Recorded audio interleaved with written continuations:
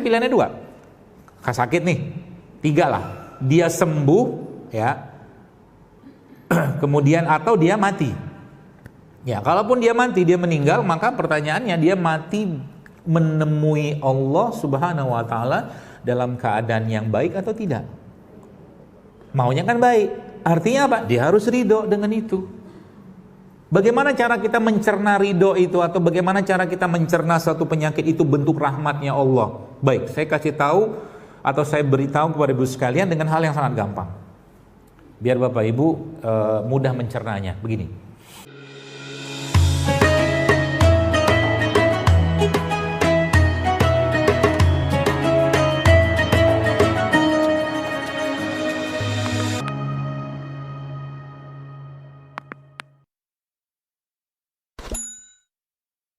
Inilah tools, ya, perangkat dalam bentuk bahan yang Allah siapkan kepada kita, ya, untuk bisa menjalankan peran kita di dunia ini sebagai Abdullah dan Khalifah, kan gitu.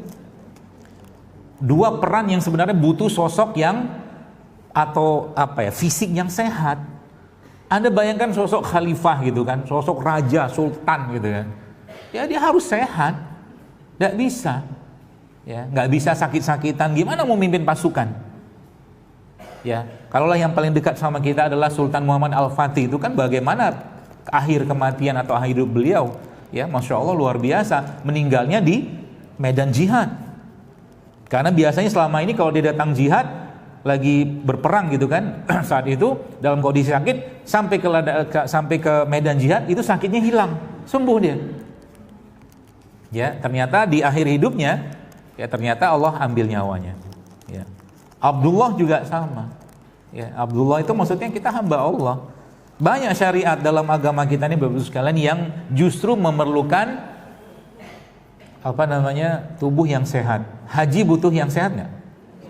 Nggak usah jauh-jauh haji deh, sholat aja. Butuh sehat loh. Jadi bab tentang kesehatan ini bukan bab sembarangan. Kalau Anda baca tentang, misalkan saya ingatkan, kalian sudah pernah baca dalam surat Al-Baqarah, wa kulu mimma fil ardi halalan thayyiban, kata Allah kan. Allah sudah memberitakan kita makan yang halal, makan yang baik. Terusnya apa ayat tersebut? Allah katakan wala tattabi'u khutuwatis syaitan, kata Allah. Dan jangan kamu ikuti langkah-langkah syaitan. Kalau yang kita belajar bahasa Quran itu nggak sembarangan. Urutan pertama apa, urutan kedua apa, urutan ketiga apa, itu semua ada maksud. Ada maksud. Allah bilang halal kan. Kemudian yang kedua Allah bilang apa? Thayyib kan. Ada satu lagi ayat yang lain, wala tusrifu, jangan berlebihan. Lalu ayat tadi kita coba rangkum, katakanlah kita lihat dalam sudut pandang yang luas, maka tadi ada kata-kata jangan ikuti langkah-langkah syaitan. Apa urusannya syaitan dalam urusan makanan? Kamu mikir? Ya, yang jelas kita tahu bahwa yang namanya iblis, setan itu semua kebaikan yang akan kita lakukan dia pasti mau intervensi agar kebaikan itu batal, gitu. Kalau enggak berkurang, kalau enggak tidak sesuai dengan apa yang diajarkan Rasulullah SAW. Itu aja kerjaannya dia. Ya. Jadi belajar kesehatan ini sebenarnya gampang sebenarnya, pakai beberapa ayat selesai masalah. Beneran. Apa yang akan saya sampaikan hari ini pun juga sebenarnya hal yang simple. Saya kadang-kadang mikir, ya Allah, kenapa begitu susahnya orang sekarang obati penyakit? Beneran loh, susah. Kenapa susah? Kenapa? Karena masih penuh dengan hawa nafsu. Musuh lagi kan, masih penuh, masih berlimpah dengan keinginan-keinginan yang sifatnya kita tahu itu nggak benar. Kan setan ngoda, kalau dia halal nggak bisa goda, dia akan goda dengan yang kedua, toyib, ya kan? Kalau toyib nggak bisa goda, dia pakai yang ketiga, itu urutannya. Ya, jadi kalau kita pelajari bahasa Quran ini Bapak Ibu sekalian, masya Allah, urusan misalkan ya tidur. Kita mau belajar tidur dari mana? Dari Ashabul Kahfi. Kan tidur lama banget. Yang menarik ya, kalau Anda baca di surat Al-Kahfi itu, para pemuda itu jumlahnya berapa? Coba saya tes dulu.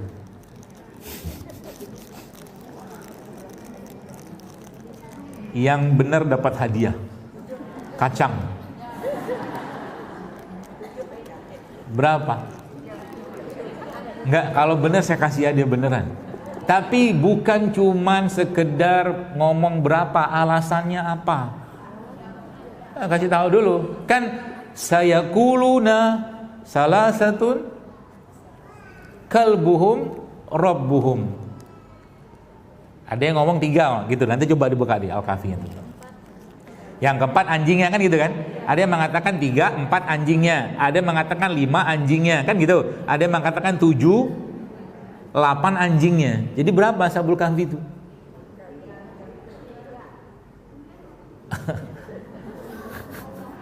Coba dibuka Qurannya. Coba dibuka. Karena nanti saya akan kasih tahu sesuatu di situ.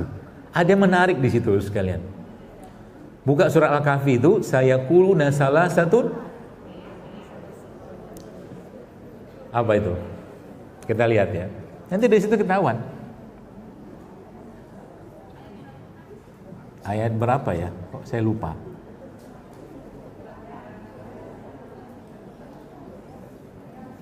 Sudah belum?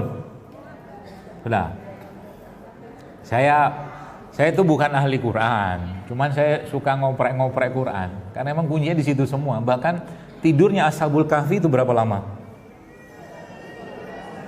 309 tahun atau 300 tambah 9 tahun? Coba baca. Kenapa Allah nggak satukan? Kenapa nggak Allah bilang 309 tahun langsung? Tapi Allah bilangnya 300 tambah 9 tahun kan? Itu ilmu buat para kaum rebahan. Dia tidur kan? Tidur, gitu kan? Bangun sebentar, tengok, wah keadaan masih sama, tidur lagi aja. Gitu aja terus. 300 tahun kan? Mungkin 9 tahunnya itu, saya nggak tahu kenapa Allah pisahkan. Ya, tapi pasti ada sesuatu di situ. Gak mungkin enggak. Kenapa nggak langsung 309 tahun gitu kan? Jadi mungkin mereka tuh bangun sebentar. Oh ya masih sama nih keadaan. Tidur lagi aja yuk. Gitu. Tidur lah mereka. Tidur kan? Tidur dengan pola tidur terbaik. Canggih tuh. Kita kembali nih tadi. Sudah ketemu belum? Ayat berapa? 22 ya. Nah, coba kita lihat. Allah bilang begini kan, saya kuluna salasatun auzubillahi minasyaitonir rajim, saya kuluna salasatun rabium kalbuhum wa yaquluna khamsatun sadisum kalbuhum rajman bil ghaib wa yaquluna sab'atun wa thaminuhum. Jadi berapa? Nah, terbukti kan? Kita masih baca-baca aja tapi nggak dipikirin Qurannya. Jadi Ashabul Kahfi itu berapa? Kalau berhasil, saya kasih hadiah. Serius, uang. 9, la ilaha illallah, mana ada di Quran 9. Kan pilihannya kan cuman 3, 4 anjingnya. Oh, hadiahnya dapat buku. Saya pun belum, buku ini sudah habis. Tapi nanti saya tambahin. Kalau yang bisa jawab, saya tambahkan uang 250.000.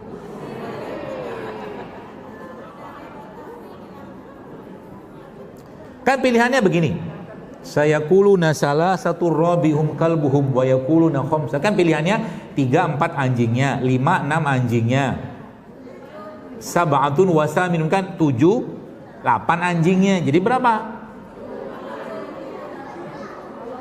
Oh, Pak, berapa? 7.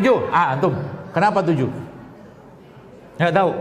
Oh, jawaban solehnya wallahu a'lam bishawab. Hanya Allah yang tahu. Iya, gampang soalnya. Gimana Pak? 7. Kenapa 7?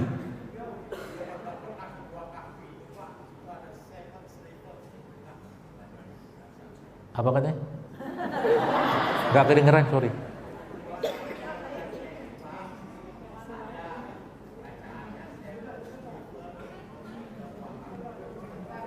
Podo ae gak krungu. Gak kedengeran, Pak. Pakai mic aja. Halo? Ya, halo. Halo juga. Assalamualaikum warahmatullahi wabarakatuh. Salam. Saya jawab dulu dengan anjingnya. Karena kebetulan alhamdulillah saya sudah pernah ke Gua Kahfi yang di Jawa Barat. Di situ ada bacaannya 7 sleepers Indo Gua Kafi. Jadi dasar saya itu bahwa 7 lah. Karena Bapak sudah pernah ke Gua Kafi. Kalau belum kira-kira kenapa? Berapa Pak? Kalau berdasarkan ayat ini ya, saya tanya berdasarkan ayat ini. Karena Gua Kafi yang di sana pun itu wallahu alam, saya nggak tahu apakah itu. Sudah diakui Pak semua 7.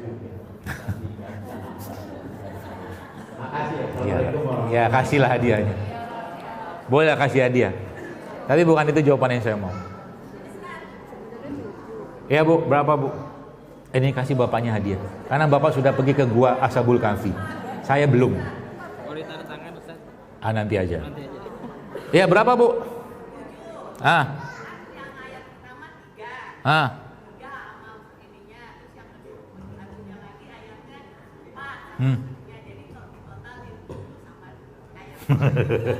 Guru matematika ini.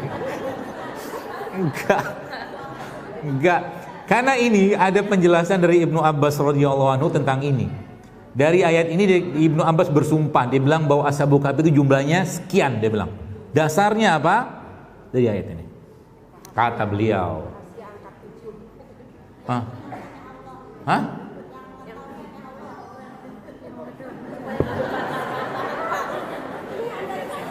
Baik, kita belajar bareng-bareng ya. Saya lagi-lagi saya bukan ulama tafsir Quran, bukan. Cuman ini pelajaran yang saya dapatkan juga. Lihat baik-baik ayat itu. Lihat.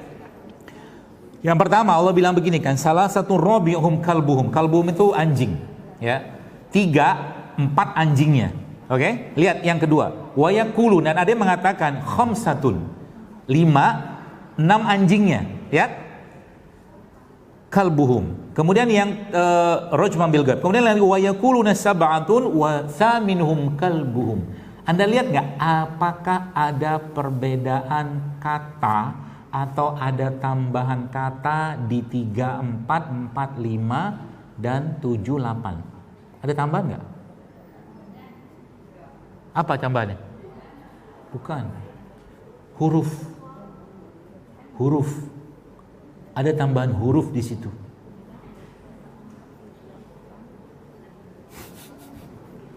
Jelas banget itu hurufnya, ada tambahan huruf. Coba lihat. Salah satu robihum. Salasa robi'ah. Kan gitu kan? 4, 3, 4 kan gitu kan? Kemudian khamsatun sadisum. 5, 6. Coba lihat yang terakhir. Wa yaquluna sab'atun. Ada tambahan huruf nggak? Apa? Wow. Wow itu apa? Dan.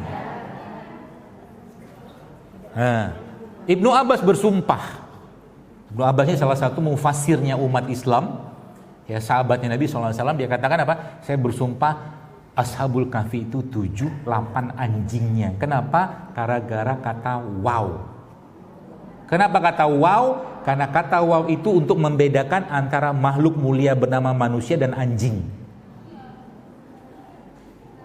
Paham sampai sini? Gak kepikiran kita kan?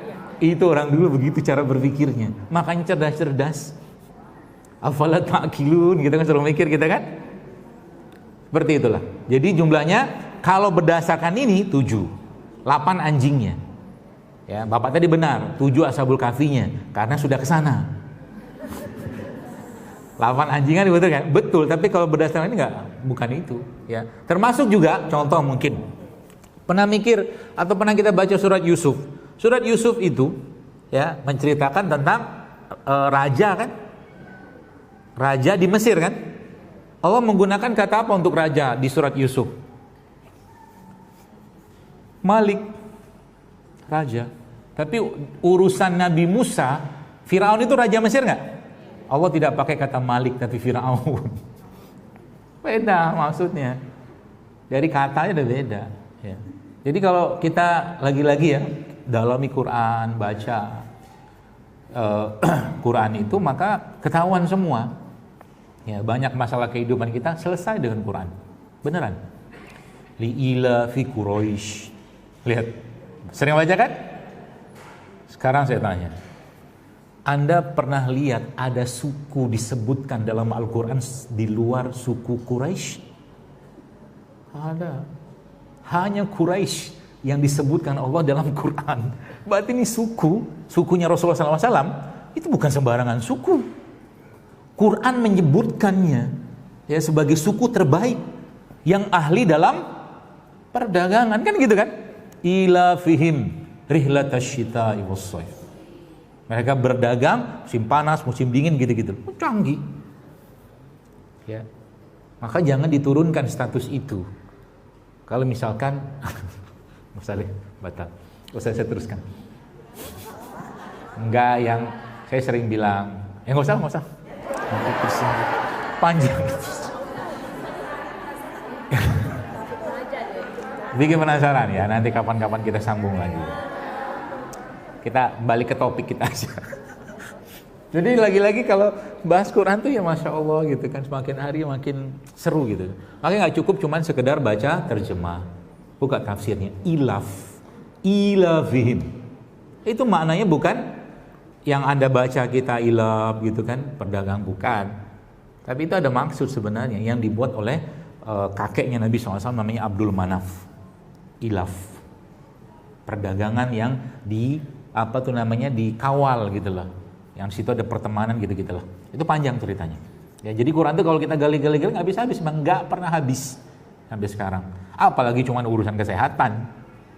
Ya, bab tentang kesehatan ini sebenarnya kalau boleh saya bilang itu selesai dengan ayat wakulu wasrobu wala tusrifu. Selesai bab itu. Ya, bab tentang kesehatan, ya artinya masalah kesehatan gitu bisa selesai, boleh saya katakan 50% urusan kesehatan kita bisa selesai dengan ayat tadi. Makanlah kalian, minumlah kalian, jangan berlebihan. Gitu. 50%. Kata siapa? Kata Ibnu Katsir. Ibnu Katsir rahimahullah menyebutkan bahwa ayat tadi adalah setengah dari ilmu pengobatan, kata beliau rahimahullah. Jadi masalah kesehatan kita itu sekarang terjadi gara-gara apa? Gara-gara banyak yang harusnya kita tidak makan, kita makan, dan berlebihan pula. Puasa jarang, makannya jelek, olahraga jarang, bertanya, kenapa aku dapat sakit ini? Pret dalam hati saya. Olahraga jarang, gak mau olahraga. Ya, puasa jarang, makan bener jarang, bahkan kadang-kadang gak ada. Nikmati hidup selagi hidup. Begitu kan? Dikasih ini tuh, kalau Anda lihat kajian saya itu sebenarnya isinya itu aja, itu aja isinya. Karena memang dari zaman dulu sampai sekarang masalah kesehatan tuh itu aja, itu aja. Ya, begini, saya cerita sedikit. Jadi saya memandang kayak buah begini, nih, misalkan gini. Ini ada pepaya di sini. Hah? Ngetes, masih connect apa enggak? Ini namanya apa? Pepaya. Ya, nanas. Buah-buahan begini Bapak Ibu sekalian, isinya apa sebenarnya? Vitamin, serat, segala macam. Ya, macam-macam lah dalamnya. Tapi sebenarnya buah kayak begini, intinya dia, inti ya, mungkin bahasa kita tuh apa ya? Ya inti lah. Itu cuma 30%. Sisanya serat. Ya. Intinya cuma 30%, sisanya serat, vitamin segala macam. Saya pernah bertanya ke guru saya bilang, terus buah apa yang semua bagiannya itu inti selnya dia? Jawabannya apa coba? Kurma. Semua bagian itu isinya inti selnya. Jadi Anda bayangkan kalau ada orang minum kopi kurma, makannya kurma itu the best itu. Karena inti dari satu produk itu ada pada bijinya. Paham ya? Jadi jangan makan produk yang gak ada biji. Karena nyawanya produk itu ada di biji. Jadi jangan pinter-pinteran. Dalam artian, wah, duit gue udah banyak nih, gue mau cari seedless grape. Oh iya, orang kaya. Cari anggur yang gak ada biji. Paham maksudnya? Itu mah bodoh sebenarnya.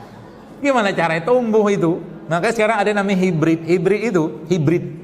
Sekarang jahe pun banyak. Artinya kalau makan jahe kayak begini, banyak jahe hibrid. Jahe hibrid itu kebanyakan impor. Ya, dia ditanam nggak bisa.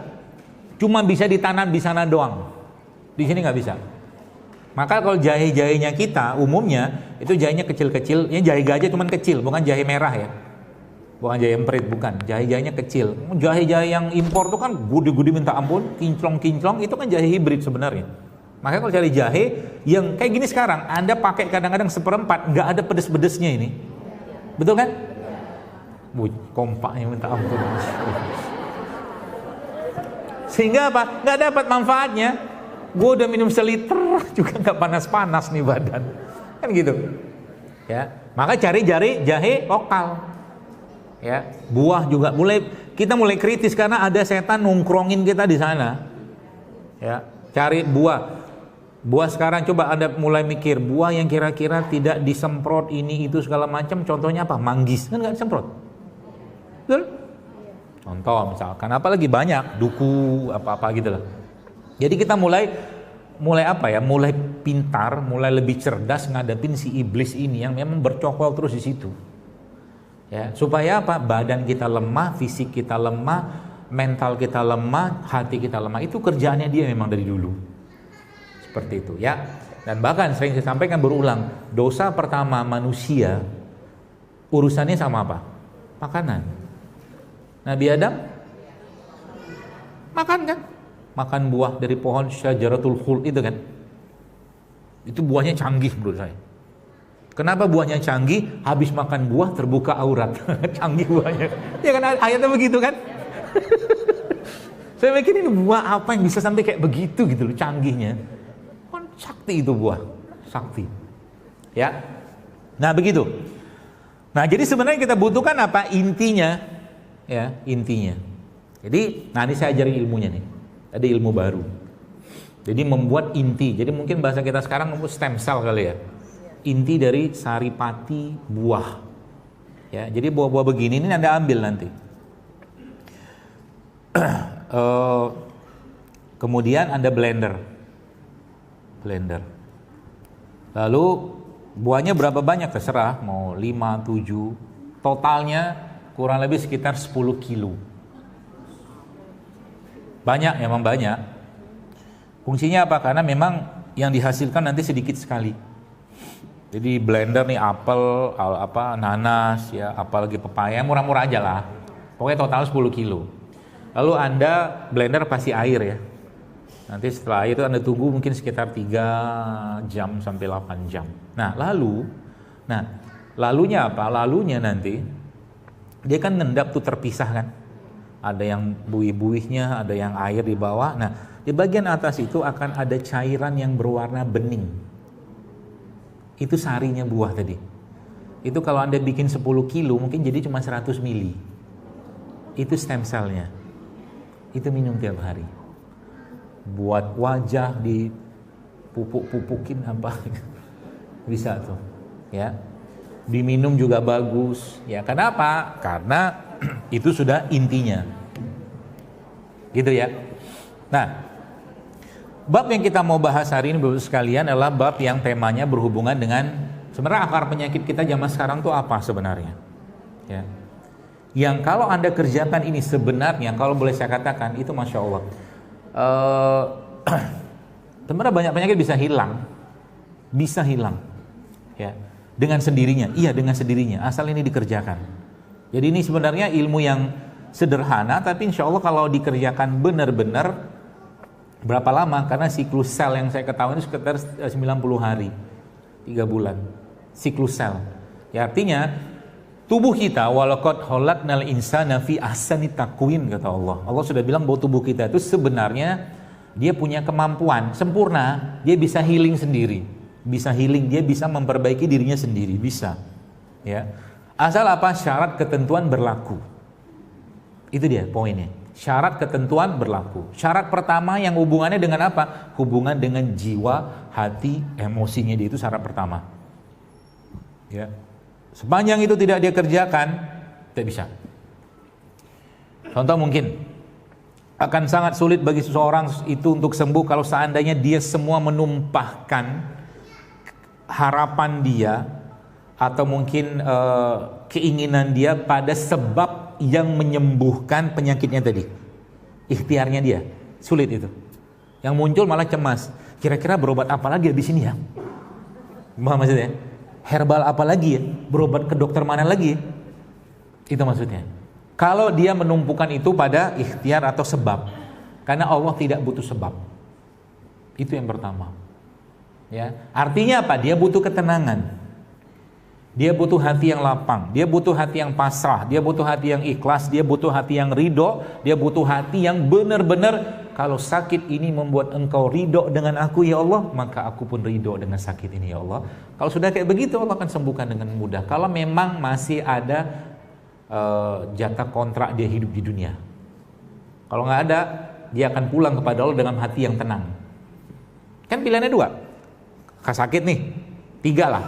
Dia sembuh ya, kemudian atau dia mati.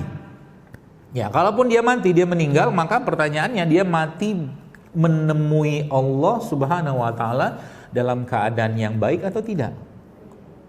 Maunya kan baik. Artinya apa? Dia harus ridho dengan itu. Bagaimana cara kita mencerna ridho itu, atau bagaimana cara kita mencerna suatu penyakit itu bentuk rahmatnya Allah? Baik, saya kasih tahu atau saya beritahu kepada ibu sekalian dengan hal yang sangat gampang, biar Bapak Ibu mudah mencernanya. Begini, Anda semua saya diberi pilihan untuk makan sama tidak makan. Pilih makan atau tidak makan? Makan kan? Makan dong, enakan makan. Mie ayam, bakso, nasi goreng, seblak, ceker, apalah. Tapi ceker bagus. Pokoknya yang gak sehat-sehat itulah, misalkan lah gitu ya. Kita pasti pilih makan. Yang sudah agak sedikit benar ya buah lah, sayur. Kita kan gitu. Lantas pertanyaannya begini, makan terus. Bagaimana caranya Allah menghentikan kita makan? Yang pertama dibikin tidur. Bisa makan kan? Sehingga tidur itu adalah waktu terbaiknya tubuh kita untuk meresetting semua sistem. Semakin bagus tidurnya, semakin sehat badannya. Anda mau nge-gym, mau olahraga, mau apa, kalau tidur yang gak beres, gak bakal bisa sehat tuh badan. Benar. Maka bab tidur diatur dalam Islam. Apa kata Allah? Qumil laila illa qalila nisfahu aw inqus minhu qalila. Bangunlah sepertiga malam. Nabi contohkan, Allah menyebutkan wa ja'alnal laila libasa, kata Allah. Dan jadi kami jadikan malam itu sebagai waktu istirahat. Istirahat, jangan olahraga. Paham? Jadi malam itu bukan waktu olahraga. Apakah ada dasarnya? Banyak penelitian-penelitian menjelaskan tentang tidak baiknya olahraga malam. Beneran. Malam tuh waktu apain? Udah paham kan? Tidur. Ya. Jadi waktu malam itu waktu tidur. Kenapa? Itu resetting tubuh kita semua di malam hari itu. Growth hormon apa, bahkan ada saya baca beberapa tulisan-tulisan para ilmuwan itu, masya Allah, spektakuler Bapak Ibu sekalian yang terjadi waktu kita tidur itu, spektakuler, masya Allah. Sehingga saking spektakulernya Nabi beradab luar biasa dengan tidur. Apa adabnya? Nabi membaca doa-doa kan sebelum tidur. Karena luar biasa besar rahmat Allah ketika tidur. Ya, itu yang pertama. Yang kedua apa?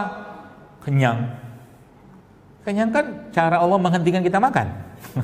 Udah kenyang nggak bisa lagi makan. Kenyang itu bentuk kefanaan. Kefanaan. Ya, kefanaan itu fana. Maka di surga nggak ada kenyang. Orang makan, makan aja. Nggak ada lapar, nggak ada kenyang. Makan, makan aja. Di surga begitu. Mati juga nggak ada. Di surga nggak ada kematian. Ya. Seperti itu. Jadi sembelih kematian itu, kata Rasulullah. Tidur, kemudian apa lagi? Kenyang. Apa lagi? Puasa. Ya kan? Makanya coba kutiba. Kutiba tuh berat, Bu, Pak. Ya ayyuhallazina amanu kutiba alaikumusiyam. Kutiba tuh kami kasih kewajiban. Supaya apa? Kalian berpuasa. Lihat ayat berikutnya apa kata Allah? Kutiba alaikumusiyam kama kutiba alal ladzina min qablikum. Rasul itu kalau dia datang, maka syariat sebelumnya, Rasul sebelumnya itu akan dihapuskan dengan kedatangannya dia. Nabi SAW ya membawa syariat yang menghapuskan syariat semua Rasul sebelum itu. Cukup dengan syariat Rasulullah yang dibawanya SAW, Quran, hadis segala macam itu, dan syariat sebelum itu dihapus. Cuman menariknya apa? Syariat puasa ini nggak dihapus. Kalau pakai ayat tadi kan gitu. Kenapa? Kita dengan Nabi Adam sama nggak? Sama, beda casing doang. Beda casing. Nabi Adam tingginya 60 hasta, 27 meter. Tapi jeroannya kan sama. Mata, hidung sama, persis sama. Cuma beda ukuran aja.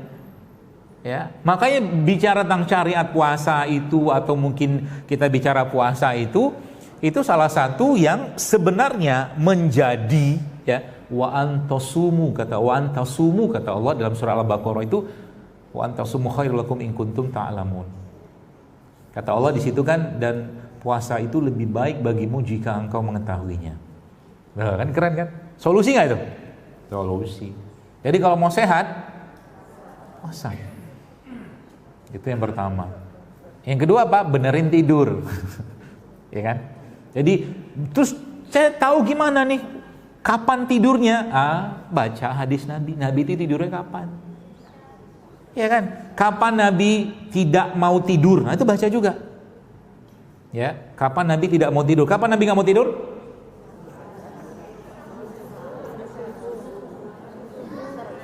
Habis asar kan?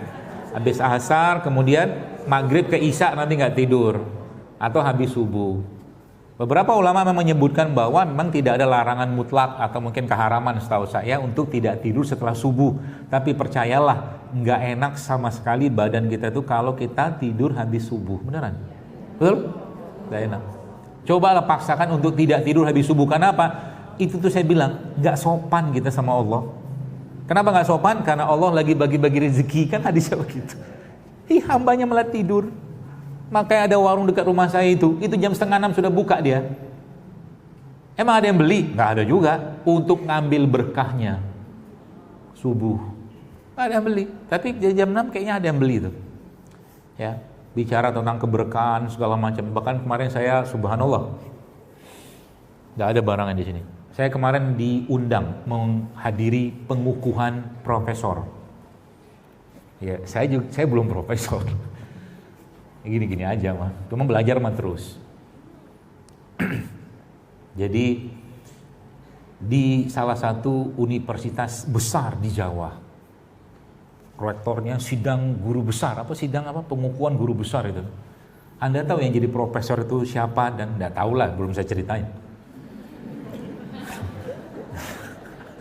Gara-gara apa dia jadi profesor, tahu nggak? Gara-gara siwak. Subhanallah. Saya Pak, wallah Pak, saya dibilang saya WA sama beliau. Dia di depan gitu kan, rektor ya biasa guru besar ada 5 orang gitu kan. Subhanallah. Saya bilang sama beliau, Dok, dia dokter gigi. Saya bilang sama beliau, saya menangis Dok, saya bilang. Wallah Dok, saya menangis. Kenapa? Kalau Rasulullah ada di sini pasti beliau bangga, saya bilang. Subhanallah kan. Siwak itu di depan majelis yang terhormat, para guru besar, profesor, doktor, dan yang menemukan ini itu atau mungkin yang meneliti tentang ini seorang profesor itu, masya Allah, dia nggak mau dikenal, tawadhu sekali orangnya, masya Allah. Semoga Allah jaga beliau. Itu diangkat, bahkan sebelum pidato pengukuhan guru besar dia bersiwak. Kita mau ngomong apa? Jijik, terserah. Tapi Nabi SAW Anda tahu kisahnya apa? Waktu Rasulullah SAW mau wafat, beliau minta diambilkan 2, satu air, satunya siwak. Mau ketemu Allah, urusannya sama siwak. Berarti siwak itu perkara penting atau tidak? Penting sekali. Maka diceritakan di situ, subhanallah, Bapak sekalian. Ya. Apa cerita dia nih? Kita sampai jam berapa ini ya? Ini belum masuk materi ini. Sampai asar. Kelar. Saya memang jarang ngisi di daerah kajian daerah Jakarta. Maka saya senang nih ketemu warga-warga Jakarta. Wajahnya kayaknya sehat-sehat, kayaknya. Insya Allah. Saya menduga yang baik saja. Jadi dia bilang begini, siwak itu solusi masalah gigi umat manusia. Nggak ngomong hadis sama sekali. Anda tahu kenapa? Karena dibuka data. Ya, Jadi masalah gigi secara data internasional begini. Dia itu tidak pernah turun dari ranking 1, ranking 2, nggak pernah turun. Yang pertama. Yang kedua apa? Dia cerita apa? Dia cerita di situ, subhanallah ya, bahwa kalau limbah sikat gigi di Indonesia masalah atau di dunia, Indonesia maksud saya, itu dikumpulkan, itu bisa menyamai ukuran 7 lapangan sepak bola standar FIFA sampahnya. Sehingga saya takjub gitu kan, Masya Allah. Saya bilang, ya Allah, begini kalau orang sudah kenal dengan ilmu ya, agama dan syariat dan sunnah Nabi SAW, dia angkat di depan majelis yang terhormat itu. Terus dia bilang, solusinya adalah sebuah solusi yang mutakhir, canggih, dia bilang.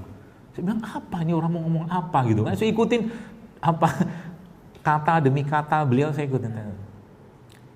Dia bilang canggih, kenapa? Karena ternyata, anggaplah ini siwak, bulunya siwak itu jauh lebih kecil apa seratnya itu daripada sikat gigi yang terbagus di sini. Bulunya itu. Kan banyak orang cari sikat gigi yang bulunya halus kan? Itu bulu siwak itu jauh lebih kecil apa milimeter, enggak paham saya. Kenapa lagi? Semua bahan yang ada pada sikat gigi, pada odol itu ada pada siwak, dia bilang. Dan dia kan degradable, buang hancur, dia termakan tanah. Maka dia bilang solusi mutakhir, solusi canggih. Oh, Masya Allah, saya bilang. Dia bilang, inilah solusinya. Terus muncul siwak. Lagi pidato gitu siwakan. Masya Allah, saya bilang. Mulianya orang ini. Ya, memuliakan siwak. Umurnya berapa? 39 tahun. Profesor. Nama dan identitas saya samarkan. Saya sembunyikan. Sebut saja Bunga. 39 tahun umurnya, profesor. Mau tahu aja. UNER. Baru kemarin. Baik betul orangnya, Masya Allah. Ya, saya ketemu dia itu awalnya dari mana coba? Ketemu dia, beliau itu waktu saya ada acara umroh tapi mampir ke Turki. Turun pesawat, tiba-tiba dia nyamperin. Assalamualaikum Ustaz, dia bilang salam. Ya. Saya bla bla bla bla. Oh iya, mau kemana Pak? Saya bilang gitu kan. Mau ikut konferensi apa kongres? Oh iya, Bapak menyampaikan apa? Menyampaikan siwak ke Turki. Keren kan? Akhirnya jadi itu. Makanya Bapak Rektornya, ini Profesor Siwak menyiwak pertama kita di UNER. Tawa saya. Baik, udah cukup. Kita masuk ke materinya. Kalau saya bahagia begini, banyak ocehan yang keluar. Jadi Bapak sekalian, dari beberapa ayat yang sampaikan tadi segala macam, tadi ada stem cell, itu tuh sebenarnya banyak, termasuk saya kasih tahu juga satu hal baru. Ya, saya sempat tanya, jadi sebenarnya rimpang-rimpangan itu mana yang paling banyak inti selnya kata saya. Ya, saya pernah bertanya kepada seorang guru saya, apakah kunyit? Nyata bukan kunyit. Ya, termasuk kunyit ini, rimpang-rimpang begini, ini jangan dibuang ininya. Haho. Yang dibuang. Proteksinya Allah kepada benda alam makhluk, ini kan makhluk lah ya, makhluk hidup ya, itu di kulitnya. Makanya kalau ini Anda mau mau masak atau apa, jangan dikupas, cuci bersih aja, karena banyak enzimnya juga di sini setahu saya. Cuci bersih, jadi bagian yang kotor buang sedikit, tapi kulitnya jangan dibuang. Terus yang kedua itu, yang ketiga, yang pertama itu, yang kedua apa? Mereka ini sebenarnya banyak enzim-enzimnya juga. Jadi bahan-bahan yang sebenarnya sensitif dengan panas. Jadi saya jujur agak-agak tidak tahu juga dari mana kita mendapatkan pemahaman kalau ngerebus rimpang itu dari 3 gelas air menjadi 1,5 air. Kalau versinya saya dan dari apa yang saya ketahui, sebenarnya kita menginginkan semua bahan ini itu bisa kita dapatkan secara sempurna kan gitu.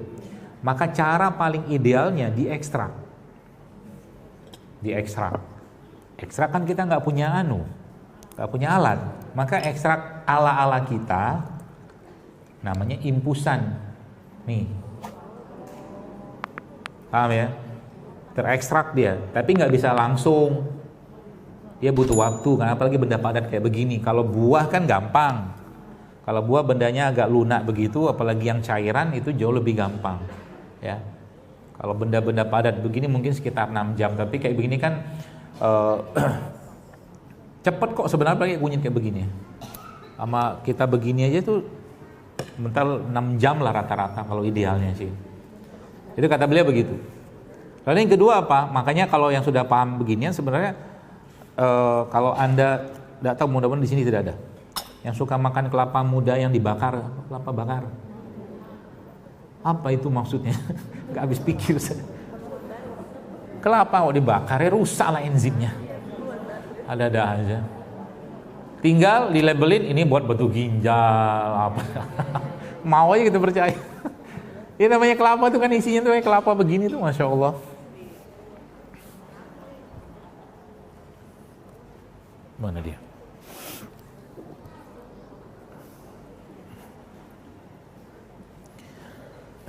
Jadi kelapa begini nih Bapak Ibu sekalian, jamaah sekalian, kan isinya kan enzim apa, dan enzim itu kan salah satunya dia sangat sensitif dengan pemanasan. Ya, jadi kalau Anda mau minum, termasuk ya kapan waktu terbaiknya kita, atau kelapa itu yang paling kuat yang saya pelajari ya, mungkin beda-beda dengan yang lain nggak apa-apa, tapi yang saya pelajari itu yang paling kuat aktivitas kan dalam air kelapa ini ada bakterinya. Ada makhluk yang Allah buat mereka bersiklus hidup di situ. Betul kan? Buktinya apa? Rasanya kan berubah. Kelapa muda yang masih muda rasanya beda sama yang tua. Betul kan? Terus yang paling gede, yang paling besar aktivitas si bakterinya itu justru malah kelapa muda yang menjelang tua. Kelapa muda yang menjelang tua. Yang kayak begini nih.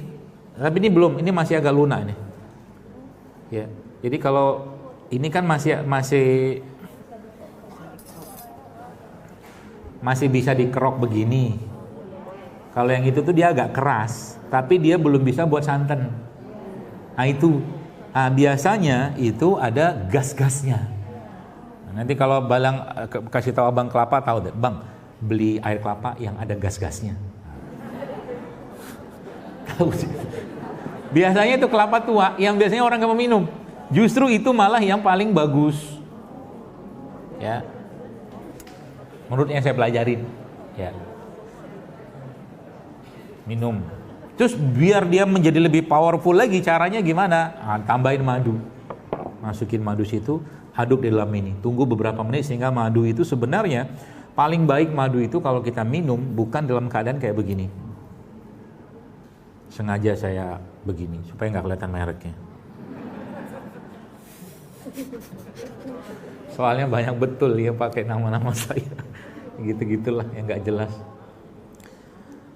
Jadi madu.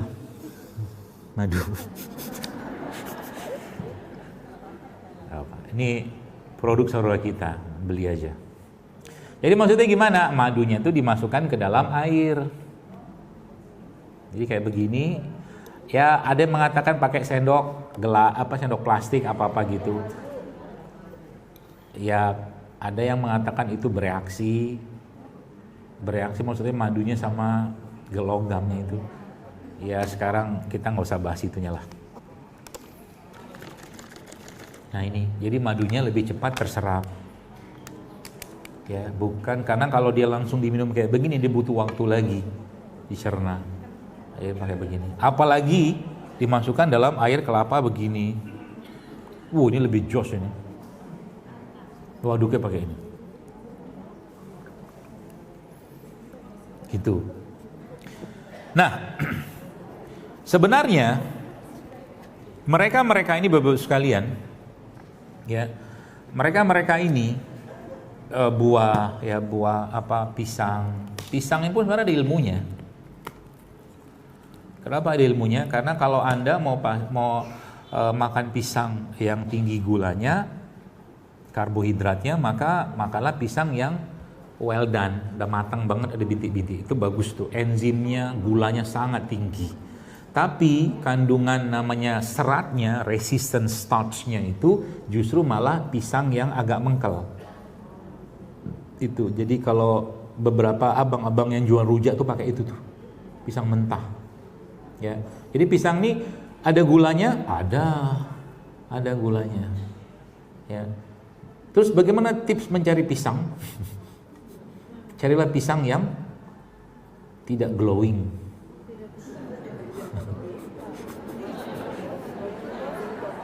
Paham maksudnya? Sekarang banyak pisang glowing kan? Kinclong. Ini pisang yang tidak mengenal susahnya kehidupan dan pahitnya kehidupan, sehingga nggak ada apa namanya? Nggak ada kayak bergesek-gesek apa gitu. Kalau kita sebutnya mungkin pisang pabrik mungkin, gitu. Jadi saya pisang-pisang yang ada kutu-kutunya putih-putih itu, yang mereka masih berinteraksi dengan alam. Dalam keadaan yang baik. Nah gitu ya. Nah pisang ini buat sekalian, pisang, kemudian nanas seperti ini. Ini kan sebenarnya gula, ada gula kan. Ya. Bukan hanya gula, tapi mereka ini juga punya apa? Punya enzim. Ini yang bagus. Oh pakai jenengnya? Hah? Bonggol ya? Kalau saya nggak butuh gula banyak, saya butuh nanas, seratnya nanas lebih tinggi, saya makan ini. Enak. Cocolin pakai garam, terus Anda blender sama habatus sauda serbuk, dia jadi obat buat sinusitis. Bonggol nanas. Gitu. Jadi bromelinnya itu juga salah satunya yang tertinggi di sini. Gitu, serat ya. Nah, jadi mereka ini Bapak Ibu sekalian, buah-buahan ini tuh dia kan gula sebenarnya, tapi gulanya mereka dia masih ada serat. Pahami itu baik-baik. Gulanya, siapa namanya? Air kelapa ini air kelapa kan ada gula. Tapi dia cuma bukan gula doang. Bukan. Ada seratnya, vitaminnya, mineralnya, enzimnya, segala macam ada di situ, asam aminonya, komplit semua di situ. Nah, masalah kita zaman sekarang sebenarnya yang kita makan itu hampir-hampir tidak ada serat, yang ada cuma gula tok. Itu masalahnya. Ya. Gula tok itu maksudnya apa? Semua gula yang sifatnya gula olahan tanpa serat. Yang paling gampang apa? Gula pasir. Ya. Jadi kalau mungkin temanya itu kita angkat di sini, berarti kalau sebenarnya apa biang kerok dari banyak penyakit yang muncul di zaman sekarang ini bukan gula pasirnya sebenarnya. Gula pasir itu salah satunya. Tapi yang saya maksud di sini adalah biang kerok itu adalah satu kondisi yang disebut dengan insulin resisten. Nah, baik. Ini saya kasih ilustrasi begini biar Bapak Ibu paham. Di Jepang ada tadi saya belum sebutin ini ya. Yang banyak inti selnya itu. Ini satu, bunga lawang. Satu lagi bangle. Bangle itu rasanya agak-agak pahit seingat saya. Ya. Tapi menurut beliau yang guru saya tersebut, dia mengatakan itu inti selnya paling banyak ada pada bangle. Itu bangle ya. Bukan pakle. Jadi begini. Ini ilmu atau mungkin ilustrasi yang sebenarnya sudah pernah saya tulis beberapa tahun lalu. Ya. Tapi kalau sekarang Anda mau praktekkan, itu Masya Allah. Banyak sekali yang akan terjadi pada tubuh kita. Dia bisa reverse. Ya. Reverse aging. Saya ada lihat satu video, bukan video ya, status seorang profesor di Harvard. Beliau itu umurnya 53 tahun. Wajahnya macam 30 tahun. Wajahnya. Kalau Anda mau lihat, tapi ngapain saya sebut nama di sini? Dalam masjid. Tidak seru. Ya. Jadi beliau itu salah satu yang beliau praktekkan sebenarnya kaidah ini sebenarnya. Kaidah ini. Nah, jadi di Jepang itu, saya nggak ngomong beliau ya, tapi ini kita bicara yang lain. Di Jepang itu, kalau yang pernah pergi ke Jepang, ada namanya petugas pengatur penumpang.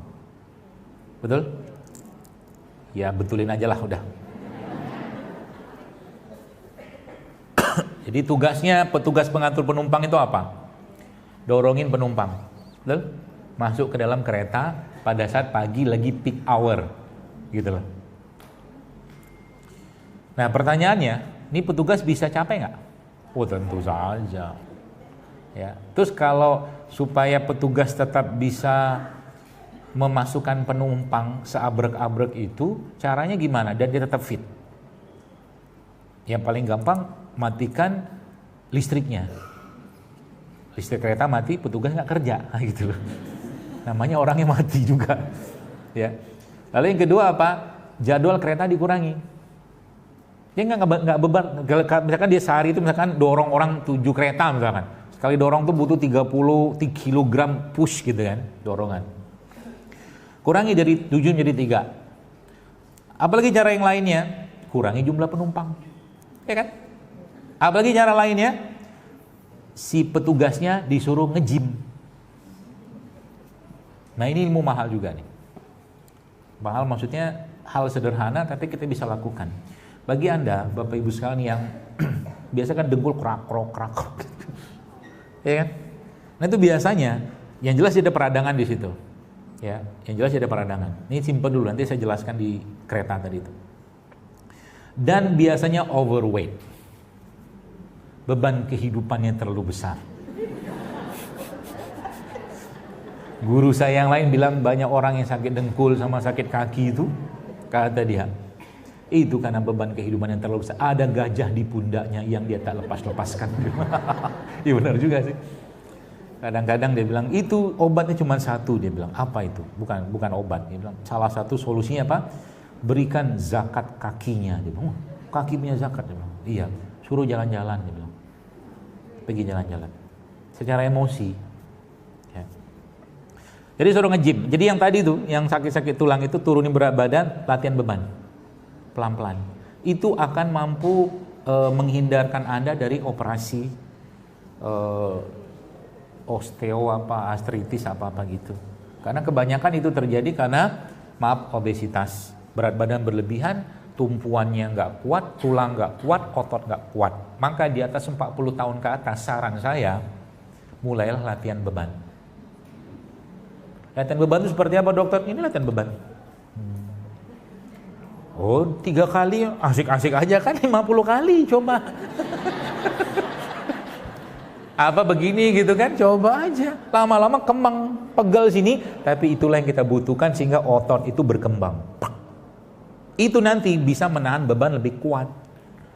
Makanya udah usia 40, sebenarnya nggak 40 pun nggak apa-apa. Saya ngelihat beberapa, sempat ada melintas di postingan saya itu, ada seorang ibu-ibu lah gitu kan, dia pakai jilbab, alhamdulillah, itu ngangkat namanya deadlift itu ngangkat barbel gitu kan, saya lihat kan, 20, 30, 40, 50, sampai 120, kuat ibu itu. Wih, tapi nggak gemuk ya, nggak sterek, nanti jadi sterek, enggak, itu butuh proses yang sangat besar. Lama gitu kan, kalau sampai sterek, dan nggak sampai seperti itu juga. Tapi yang terjadi apa? Dia sudah berinvestasi untuk tulang dan ototnya untuk masa depan dan masa tuanya dia. Itu poinnya. Ya, beberapa tuh yang saya lihat tuh yang bahkan ada yang mohon maaf pakai cadar juga, udah nge-gym. Ya, tentunya cari tempat-tempat gym yang syar'i. Ya, kalau minimal kalau di rumah Anda mulai berinvestasi kayak begitu, beli barbel kecil gitu kan tuh bagus. Main 5 kilo, 3 kilo cukup kok, begini-begini aja. Tapi lama-lama tuh kebentuk sini tuh, ya. Itu cara paling gampang. Atau pakai beban seri juga boleh. Nah, kembali ke itu tadi, kereta tadi. Ini ilmunya sebenarnya. Jadi, penumpang itu Bapak sekalian itu gula. Penumpang itu gula yang masuk dalam tubuh kita. Oke? Petugas itu insulin. Insulin itu punya fungsi apa? Insulin itu punya fungsi untuk mendorong atau memasukkan gula ke dalam sel. Itu fungsi insulin. Yang dihasilkan oleh kelenjar namanya pankreas. Ya. Ketika insulin sudah terlalu berlebihan di darah, maka kita sebutnya sebagai hiperglikemi. Gula darah naik. Sampai sini paham ya? Nah, lalu yang kedua apa? Yang terjadi zaman sekarang bukan cuma sekedar gula darah yang naik, tapi si insulin sudah keletihan. Itulah yang disebut dengan insulin resisten. Apa biang keroknya? Buahnya tidur yang bermasalah bisa bikin insulin resisten. Tidur. Makanya orang yang tidurnya bermasalah itu selera makannya pasti naik. Terus naik. Jadi benerin tidur. Ya, waktu tidur, waktu makan, makan. Jangan kebalik. Rasulnya tidur kita bangun, waktunya Rasulnya bangun kita tidur. Gitu ya. Kayak kemarin sempat ngisi di Masjid Salman ITB dengan mahasiswa ITB itu, saya bilang coba kalian begadang syar'i, saya bilang. Begadang syar'i. Maksudnya apa? Mereka kan kerja, katanya kan banyak tugas-tugas apalah segala macam yang kadang mereka dari maghrib, isya sampai tengah malam. Ngapain, saya bilang. Mendingan kamu habis isya tidur, malamnya bangun, sholat tahajud 2 rakaat, 1 witir. Habis itu kerja sampai subuh, itu jauh lebih berkah, jauh lebih powerful, kata saya. Daripada maksain orang ketiduran juga, kok nggak mungkin nggak tidur kita. Seperti itu, ya. Nah, jadi Bapak sekalian, tidurnya salah satunya, itu yang pertama. Ya, apalagi yang bisa bikin si petugas itu, si insulin itu menjadi nggak kuat lagi. Tidur bermasalah. Yang kedua apa? Ini salah satu yang saya sebutkan tadi itu, semua gula olahan. Semua gula olahan. Yang gula tadi sudah tidak ada serat sama sekali. Isinya cuma gula tok. Ya. Contoh nih, jadi kalau sudah ngerti ilmu kayak begini, jadi Bapak sekalian, jadi kita pinter gitu loh, begini.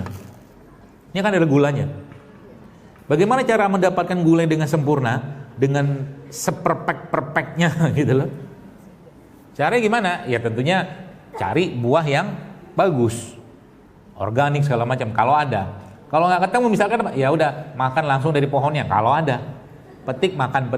Kalau ada, karena kan dia punya tangkai itu sebenarnya saluran nutrisinya dia. Ketika tangkai dia petik, maka saluran nutrisi stop. Ya, Allah lindungi dia dengan ini, kulit. Maka makan buah itu memang paling bagusnya sama kulit-kulitnya. Beberapa buah. Ya, jangan bayangkan yang aneh-aneh kayak duren gitu. Nanti saya gitu. Jadi makan. Tak. Tapi di sini ada gula kan? Ada gula.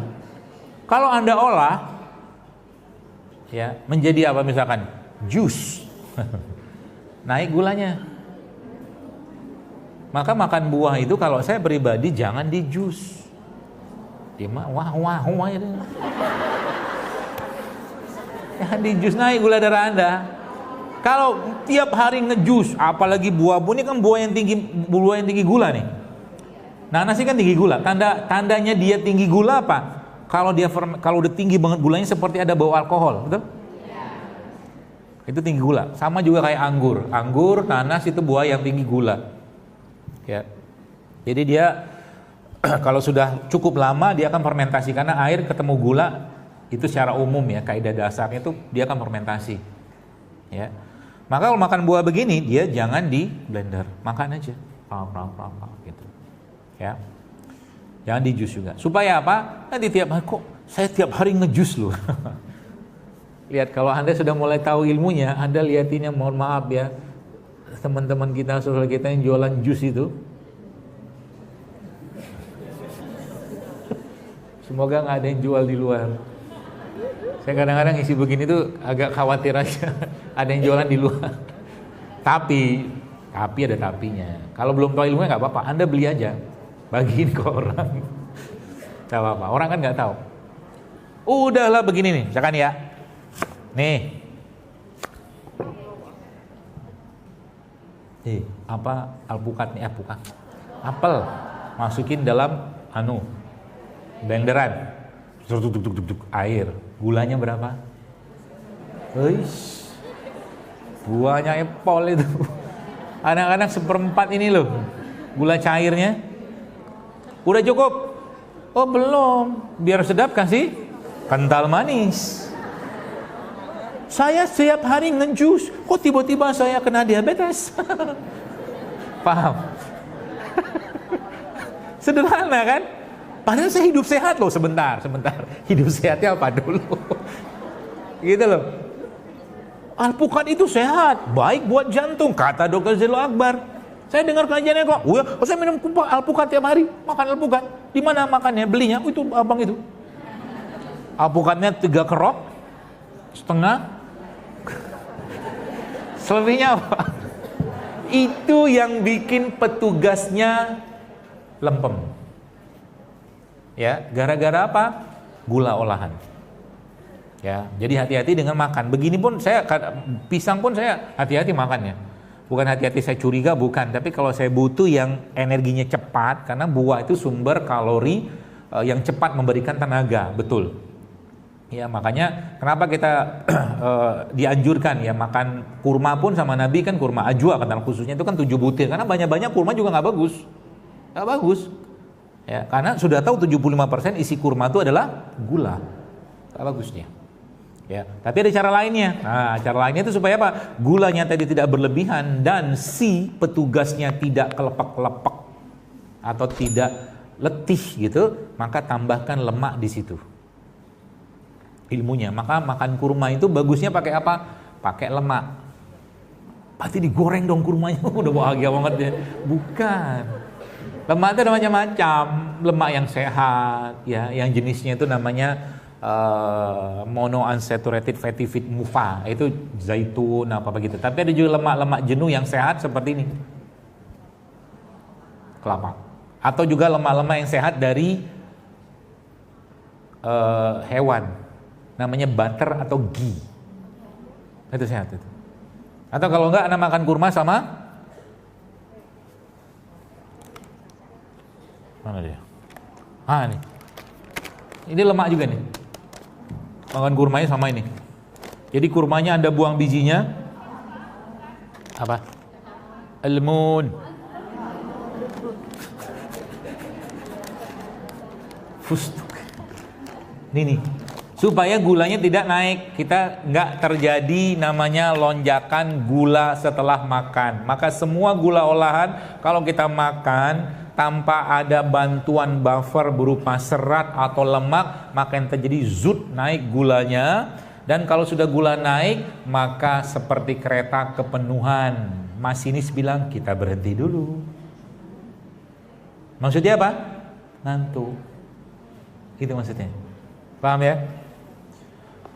Jadi hari-hari kita itu sekalian, mulai banyak kita asup lemak-lemak sehat, serat-serat tinggi. Dari mana? Sudah saya jelaskan. Ini lemak yang bagus. Kelapa ini. Kelapa ini Masya Allah, lemaknya sehat sekali. Saya sudah berulang-ulang kajian saya pun saya jelaskan. Ya, kelapa. Ada enggak ya?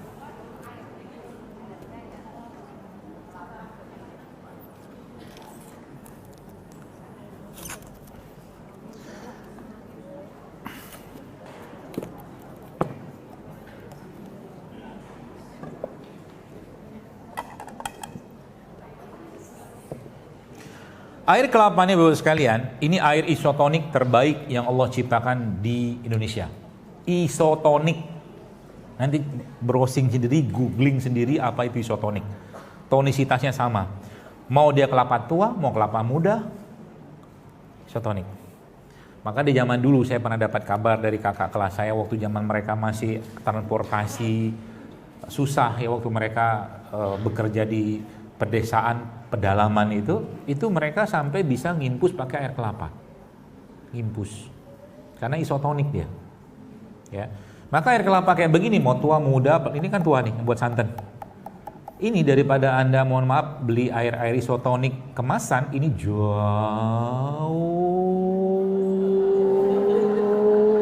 lebih baik. Panjang jauhnya? Panjang. Jauh lebih baik. Ya. Tuh. Apalagi Satu laginya apanya itu adalah, mana tadi dia? Nah ini dia, ininya dia.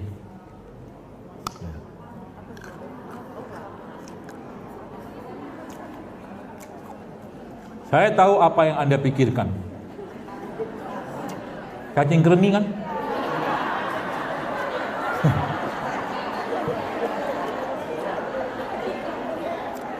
Mungkin sudah berpuluh-puluh kali kajian saya sampaikan bahwa nggak ada urusannya kelapa ini sama cacing kremi. Tolonglah jangan fitnah dia. Udahlah kambing kita fitnah tiap tahun, ya kan? Wah, habis makan kambing tensi naik. Bukan karena kambingnya. Kambing baik-baik saja. Cara kita ngolahnya, garamnya juga sama. Maka saya sarankan kalau garam pun ganti dengan garam. Saya nggak sebut apa jenisnya, pokoknya garam non refinasi, itu aja pesan saya. Mau garam laut boleh, mau garam darat boleh, garam udara boleh. Pokoknya garam non refinasi. Sebab kalau garam biasa, contoh begini, biar paham istilah refinasi itu ya. Gini. Anggaplah ini air tebu. Air tebu isinya apa? Gula kan? Gula tinggi sekali. Tapi Anda minum air tebu aman-aman aja sebenarnya. Bahkan kalau Anda diabetes sekalipun minum air tebu dalam jumlah yang tidak berlebihan, secukupnya, nggak masalah. Karena bahkan ada kandungan dalam air tebu itu yang justru bermanfaat juga buat orang diabetes. Itu ada datanya, baca aja. Setahu saya. Lalu ini kan diapain sama pabrikan? Dipanaskan kan, panaskan jadi gumpal-gumpal segala macam, kemudian dipecahkan lagi, akhirnya jadikan kristal-kristal, diputihkan lagi, dikasih anti caking, anti lengket. Nah itulah biang keroknya. Paham ya? Garam juga sama. Dari garam laut bersihkan, karena permintaannya kita yang kinclong, yang tidak lengket, kan gitu kan? Ini saya belum cerita tentang ikan-ikanan loh ini. Gak usah cerita lah. Pusing saya kalau lihat makanan sekarang itu. Saya jujur termasuk yang tidak mau makan ikan apa tuh? Ikan ternak. Ikan ternak lah apapun namanya. Ya, kalaupun cari ikan-ikan yang saya akan cari ikan yang pakannya jelas, atau kalau enggak dia ikan yang hidupnya liar, gabus, apalagi baung, ya. Salmon pun itu banyak salmon yang diternak, gak semua bagus. Paling aman apa? Ikan laut paling aman, ya. Kalau nggak makan ikan gimana? Ya nggak apa-apa, makan tahu tempe juga bisa. Problem lagi kan? Tempe, kedelainya, aduh. Makanya ya Allah, kalau bukan karena rahmat Allah, mungkin pusing kita makan apa tiap hari itu. Ya, makanya kadang-kadang saya mikir mungkin bisa jadi kita perlu baca doa makan itu kan Bismillah gitu kan. Tapi mungkin kadang-kadang kita perlu baca juga Bismillahirrahmanirrahim. Karena saking banyaknya bahan berbahaya pada makanan sekarang gitu loh. Ya. Baik, itu gula. Jadi paham ya, refinasi itu ya. Itu biang keroknya salah satunya adalah gula-gula olahan tadi. Jadi kalau Anda sekarang membayangkan, contoh, tepung-tepungan termasuk ini nih ya, sorry. Ini nih, seratnya bagus. Nah, salah satu tipsnya sebenarnya paling mudah ya, supaya misalkan, oke dokter saya belum bisa meninggalkan nasi. Saya nggak mempermasalahkan nasinya sebenarnya. Cuma nasinya kita sekarang itu, beras ya, itu sebagian besar seratnya hilang. Sebagian besar. Belum lagi kita bicara semprot-semprotannya, belum usah bicara itu lah. Gak makan kita, pusing kita. Ya.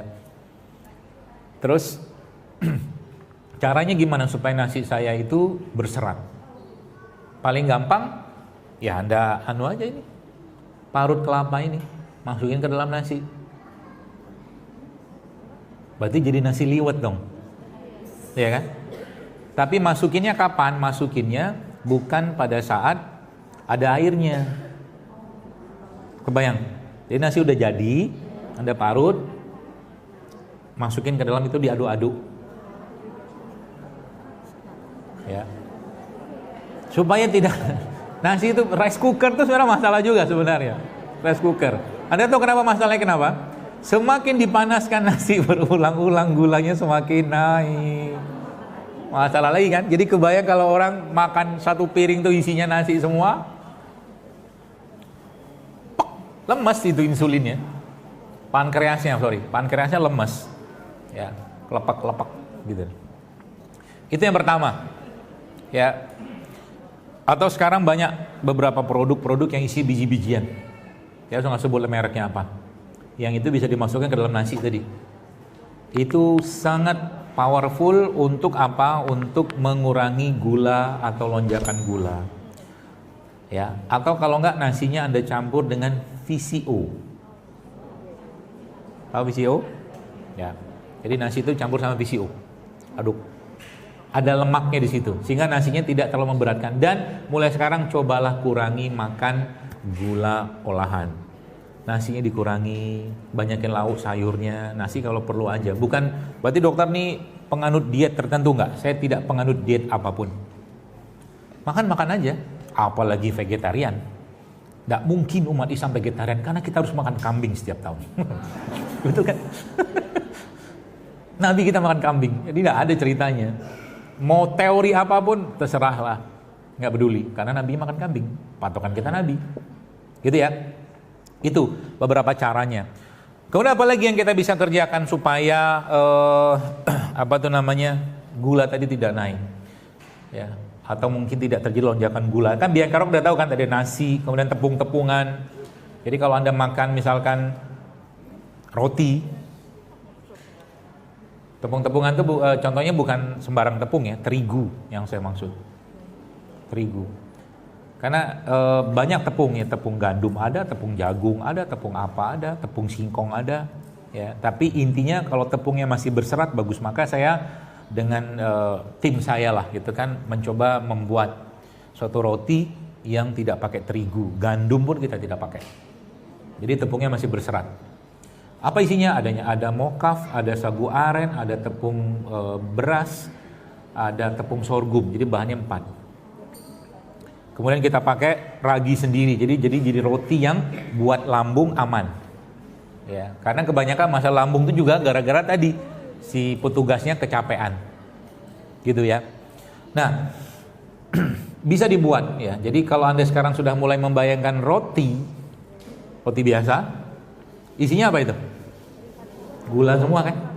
Tepung terigunya udah gula, plus ada gula di situ, plus pakai mentega. Mentega itu sehat nggak? Kalau lemaknya hewan oke. Masalah lemak-lemak sekarang banyak lemak nabati. Jadi margarin ya. Mentega itu kan dari lemak dari kelapa sawit. Beda zaman dulu kalau orang pakai lemaknya dari susu itu sebenarnya bisa Anda pakai. Misalkan Anda punya susu kambing ya. Susu kambing itu Anda olah, Anda panaskan dengan panas yang tidak terlalu panas, nanti lama-lama dia akan keluar di atasnya buih-buihnya itu. Pernah nyobain? Itu bikin keju ya. Bikin keju, bikin butter, bikin ghee, bisa itu sendiri di rumah. Jadi nanti kalau mau di rumah mau ngegrill pakai itu, pakai ghee, pakai butter, itu lebih sehat.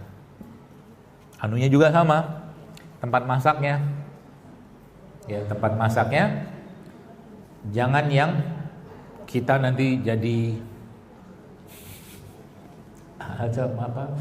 manusia logam. Jadi kadang-kadang kalau lihat orang makanan bikin nasi goreng tuh takut saya makan. Karena itu kan yang ada di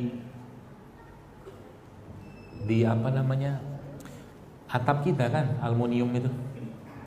Seng apa-apa gitu. Kan kalau makan nasi goreng kan pakai itu wajannya. Semangat sekali dia. Kira-kira ada yang tergores nggak itu? Ada lah. Ini babnya sudah lain lagi. Bab cerita tentang tempat masak. Dok, saya sudah tidak pakai itu. Saya pakai teflon. Sama jeleknya itu. Teflon itu juga sudah kalau Anda baca datanya itu sudah confirm kalau dia tergores, terkupas, karsinogenik dia, penyebab atau pemicu kanker, teflon. Jadi yang paling aman apa? Gaya ibu kita zaman dulu pakai tanah liat. Paling aman itu. Kalau nggak pakai, nah nih investasi buat ibu-ibu, cuman mahal sih. Iron cast dari besi. Itu bisa bertahan 30 tahun, 50 tahun kalau perawatannya benar. Iron cast. Itu kita nggak usah bahas sekarang. Kita kembali ini aja. Baik, jadi itu gula-gula olahan ya. Jadi caranya gimana? Tadi saya jelaskan. Kasih itu. Kemudian apa lagi yang kita bisa lakukan untuk mengurangi keletihan si petugas ini, si pankreas ini? Perbanyakin puasa. Perbanyakin puasa. Ya. Ibarat kata kereta tidak beroperasi. Ya. Yang jadi masalah sekarang bukan itu saja Bapak sekalian. Yang jadi masalah adalah begini. Gula yang berlebihan dalam tubuh kita itu, kalau kita ada satu buku lama sudah saya baca itu. Judulnya Sugar Blue Syndrome apa-apalah gitu, lupa saya. Itu dijelaskan. Dia jelaskan bahwa gula pasir itu memicu lebih dari 60 bahkan 90 jenis penyakit. Gara-gara apa sebenarnya? Gara-gara si resisten tadi itu. Makanya kalau 3 bulan berakan ini dulu mulai stabil, disiplin kita ya, kita nggak banyak berinteraksi sama dia, badan kita tuh akan reset lagi. Percaya deh, itu hal yang sederhana sekali kita bisa kerjakan. Ya, jadi makan gula itu gula-gula asli semua. Ya, tapi tetap gula is gula. Maksudnya gimana? Dokter, saya nggak, kalau sekarang bikin kopi saya tidak pakai gula pasir, kita pakai gula aren, tetap gula. Tetap Anda harus batasin. Itu poinnya. Ya, lebih bagus Anda minum kopinya nggak usah pakai gula, biar merasakan pahitnya kehidupan. Kalau pakai robusta, kalau pakai arabica, asamnya kehidupan. Gitu ya, puasa. Nah, gula-gula ini Bapak sekalian pada laki-laki ya, kalau dia berlebihan, mohon maaf gitu, sehingga lebih banyak tumpukan lemak dalam tubuhnya tanpa dia olahraga, tanpa dia puasa, tanpa dia makan sehat segala macam, maka dia bisa mengconvert, dia bisa mengubah hormon-hormon laki-lakinya menjadi hormon wanita. Berarti jadi lebay, jadi kayak fancy gitu? Enggak juga. Cuman qawamah dia berkurang. Qawamah itu kalau bahasa ar-rijalu qawwamuna 'alan nisa kan gitu kan. Laki-laki itu, jadi bahasa pemimpin itu bukan tidak cocok, tidak cocok itu diterjemahkan qawamah, karena qawamah itu inisiator, iya, eksekutor, iya, semua dia. Satu paket komplit seorang pemimpin itu qawamah. Ya. Jadi sekarang ini kan kebaliknya. Perempuannya jadi era perempuan kalau saya bilang itu. Laki-lakinya tertindas.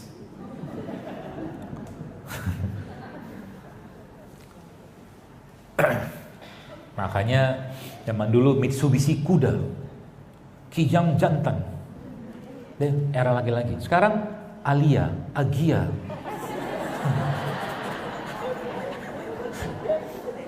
Senior. Laki-lakinya tidak tahu kemana. Oke, kalau bahasa laki-laki Quran itu Allah menggunakan 2 kata. Laki-laki itu Allah sebutkan sebagai zukuro. Zukuro itu laki-laki secara jenis kelamin. Zukuro. Tapi kalau untuk sesuatu yang memerlukan kapasitas seorang pemimpin, Allah pakai kata rijal, rujulah. Maka qawam itu kalau pakai bahasa itu kan rijal qawam 'alan nisa. Tidak bisa pakai zukuro. Dia cuma laki-laki doang fisiknya. Ya. Tapi secara kapasitas dia bukan sosok qawam. Gitu. Itu panjang ceritanya itu. Baik, yang berikutnya apa cara kita untuk mengatasi itu Bapak sekalian? Dari puasa kan, prolong. Nah, makanya nanti Bapak-bapak cobain. Ada 24 jam puasa, tidak makan tapi minum aja. Tapi kondisikan badan dulu ya. Kondisikan badan dulu supaya nanti badannya nggak kaget. Ya. Namanya water fasting. Water fasting itu Bapak sekalian menurut yang saya baca dari beberapa tulisan dan para ilmuwan ya, itu dia bisa ngeboost testosteron beribu-ribu persen. Ya. Kalau kan prinsipnya begini, tubuh itu kalau seandainya tidak ada bahan bakar atau tidak bahan bakar yang masuk bahan baku, maka dia akan menggunakan lemak kan sebagai cadangan atau sebagai bahan bakar kita. Ya, gula kalau nggak kepake dalam tubuh kita, maka dia diubah menjadi glikogen. Glikogen nggak kepake, dia akan ditumpuk jadi lemak. Nah, ketika nggak ada asupan masuk di sini, maka lemak diakses. Maka ketika lemak ini dipakai, yang terjadi dia apa? Dia ngebongkar semua. Itu canggihnya tubuh kita itu. Apalagi, nah nih beberapa yang saya baca lagi-lagi itu ternyata olahraga tuh paling bagus untuk nge-boost namanya lagi growth hormone itu dalam kondisi berpuasa. Puasa tuh olahraga, tapi menjelang-jelang buka aja, ya sehingga nggak kehausan kita. Itu yang terjadi apa? Growth hormone akan naiknya berkali-kali lipat. Kalau growth hormone muncul, bagus sekali yang terjadi apa? Dia akan membentuk otot. Ototnya dibangun lebih kuat lagi sama dia lebih kokoh lagi. Ya, seperti itu. Jadi latihan beban itu mungkin perlu Anda jadwalkan. Ya. Berapa kali satu pekan? 3 kali. Berapa lama? Setengah jam aja cukup. Nggak bisa setengah jam, 15 menit aja cukup. Nggak bisa 15 menit, 7 menit cukup. Nggak cukup, nggak ada juga 2 menit cukup. Nggak juga sakarep. Tubuhmu kasih tahu ya nggak gelap. Gitu ya. Latihan beban. Apa aja kita dipakai? Masya Allah. Ya, seperti itu. Kemudian apa lagi yang kita bisa lakukan supaya dia tidak melonjak? Itu tadi. Ada beberapa bahan-bahan yang bisa memicu. Namanya metabolic autophagy. Metabolic autophagy itu dia bisa memicu untuk pembakaran atau self eating. Sel-sel kita itu makan diri sendiri, tapi sel-sel yang rusak itu kan itu dimakan dengan apa tuh namanya dengan apa ya? Dengan memasukkan bahan tadi lebih kuat. Intinya puasa sendiri atau melaparkan diri itu juga salah satu cara untuk memicu autofagi tadi. Tapi ada beberapa bahan yang juga punya kapasitas untuk memicu autofagi. Salah satunya nih kunyit. Kunyit ini ya dia punya kemampuan ya untuk memicu pembakaran sel-sel yang rusak dalam tubuh kita. Ya makanya kalau nanti coba kalau mau apa ya bongkar-bongkar lemak kalau bahasa saya. Jadi pagi-pagi itu Anda minum wedang, jamu, ya ini kunyit misalkan, kunyit, jahe, apalagi serai, paling gampang ini. Kenapa saya nggak terlalu sarankan ini? Karena ini cepat turunin gula darah. Ya, pagi-pagi gula darah kita udah turun sebenarnya. Kalau pagi-pagi pakai ini bisa keliengan kita, kayu manis. Ya. Ini kan kunyit, jahe, serai, tambahkan kan apa tadi? Bunga lawang. Macam-macam tambahin dalam jumlah tidak terlalu banyak. Pagi-pagi gitu dia bisa menstimulus pembakaran sel-sel tubuh kita yang sudah rusak tuh lebih kuat.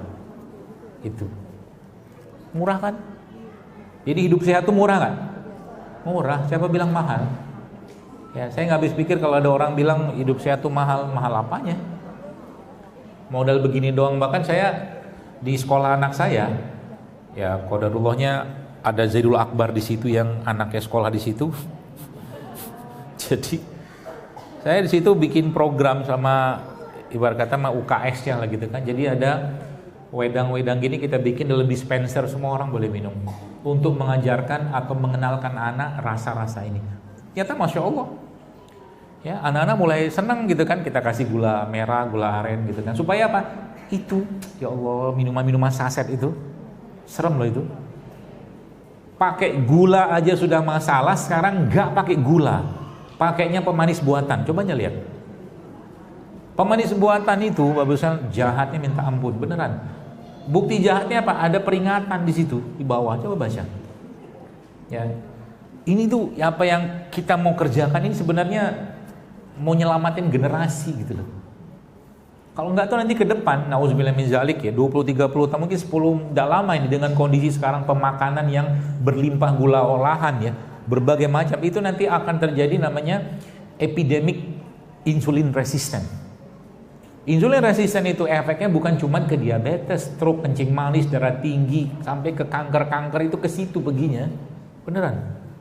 Sayang kalau kita nggak selamatin. Makanya jangan biarkan tuh anak-anak makan-makan yang begituan. Kalau mau jadi kan anak soleh sih soleh gitu kan, umur 20 tahun uzubillah min dzalik, tiba-tiba kena gagal ginjal. Terjadi sekarang. Kenapa kayak saya orang masak begini ya? Kayak gitulah. Gitu. Jadi hati-hati dengan makanan. Ya. Kemudian apalagi Bapak sekalian kita bisa lakukan supaya dia tidak naik gulanya tadi itu. Minum cuka. Cuka apa aja. Yang jelas jangan cuka dapur. Ya, karena cuka dapur itu sintetik. Dia cuma asetat doang itu. Yang saya maksud di sini adalah cuka fermentasi. Ya. Dan sudah pernah saya ajarkan cara bikinnya. Lama, namanya klasik enzim. Ada dua tuh, ada eco enzim, ada satunya klasik enzim. Di browsing di reelnya saya udah lama itu. Ya, itu pakai modalnya apa ini nih? Buah-buahan ini sama biji-biji sama kulit-kulitnya itu ditumpuk 2 minggu sampai ke 3 bulan.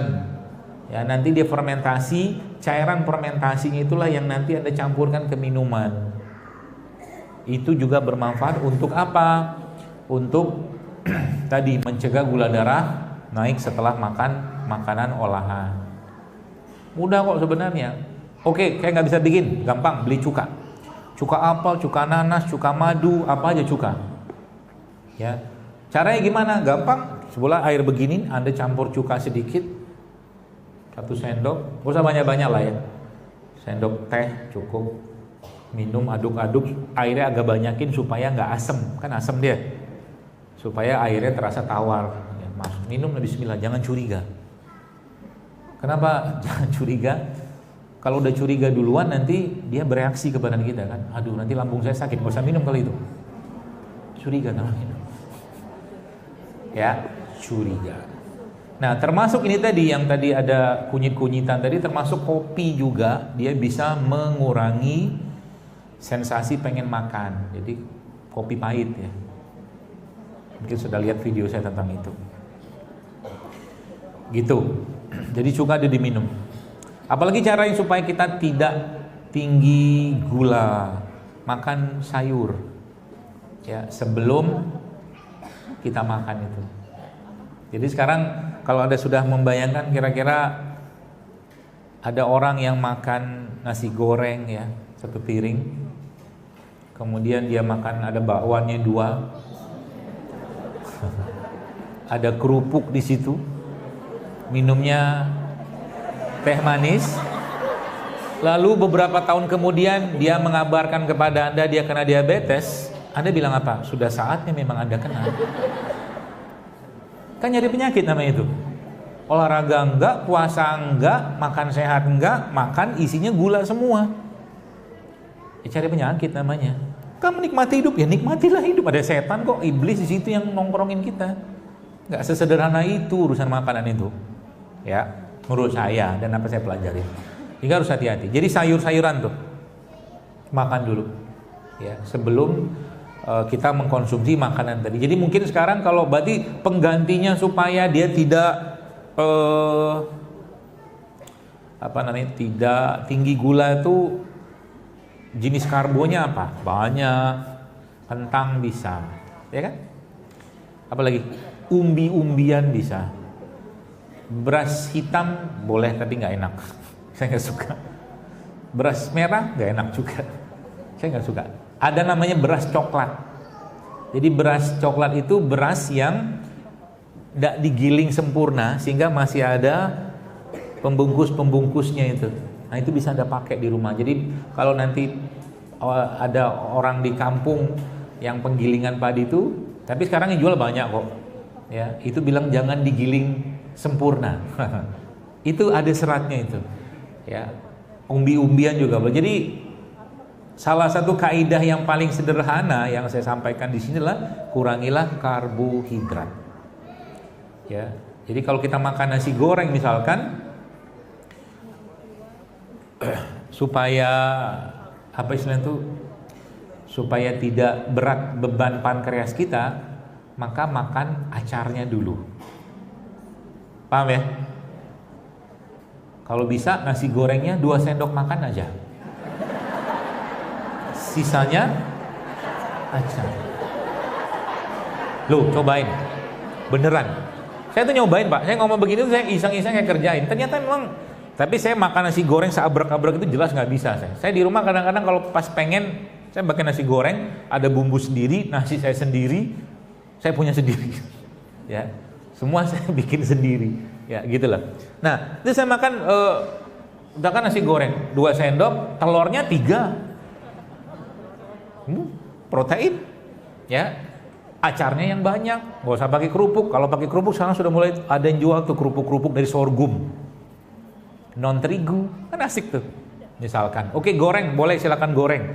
Pakai apa gorengnya? Pakai minyak kelapa, gitu. Kan asik. Bubur ayam juga, bubur ayam gula nggak? Gula. Nasi kan dibikin bubur. Jadi ada yang mengatakan, seorang nutrisionis ingat saya dikatakan bahwa cara cara menghindari nasi itu supaya tidak tinggi gulanya adalah dimasukin kulkas. Ya benar sih, cuma nggak enak. Jadi nasi dimasukin kulkas, didinginkan, itu bagus.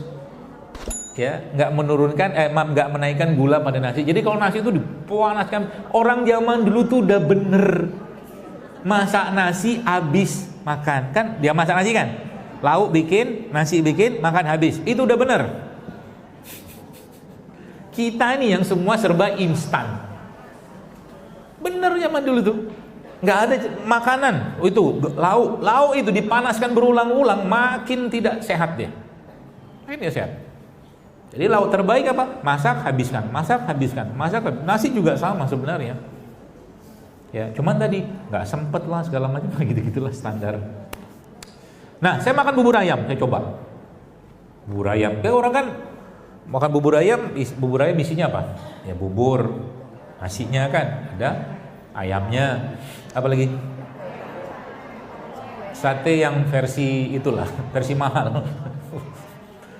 Buburnya ada ayamnya, ada kerupuknya, kacang. Saya kemarin cobain, wah, oh sama itu, dia ada daun tuh, seledri. Jadi kemarin saya beli bubur ayam, buburnya 1 sendok. Saya bilang sama abangnya, bang banyakin kacangnya, saya bilang, banyakin kacangnya, banyakin seledrinya. Terus saya makan satenya. Ya. Kenapa dokter nggak mau makan ayamnya? Ada rahasianya. Ceritain semua nanti repot, pusing nanti Anda. Cukup saya yang pusing. Ya, jadi makan ayam.